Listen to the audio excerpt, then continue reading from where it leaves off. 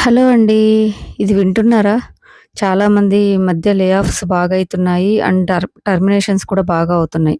రీసెంట్‌గా ఏమైందంటే మా వారి ఆఫీస్‌లో మా వారి కొలీగే బాగా కొంచెం తెలిసిన పర్సనే 2 ఇయర్స్ నుంచి చేస్తున్నారంట అది గూడా.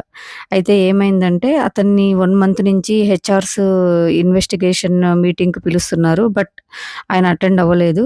తీరా ఇంకా వాళ్ళు సడెన్‌గా మీటింగ్ రిక్వెస్ట్ పంపిస్తే మా నాన్నకి బాలేదు. నేను ఇండియాకెళ్తున్నాను అర్జెంట్‌గా అని జెప్పేసి ఇంకా అసలు అడ్రెస్ లేడు. ఫోను చేస్తే లిఫ్ట్ చేయట్లేదు. మెయిల్ చేస్తే రిప్లై ఇవ్వట్లేదు అనేసి ఇంక వాళ్ళే టర్మినేట్ చేశారు.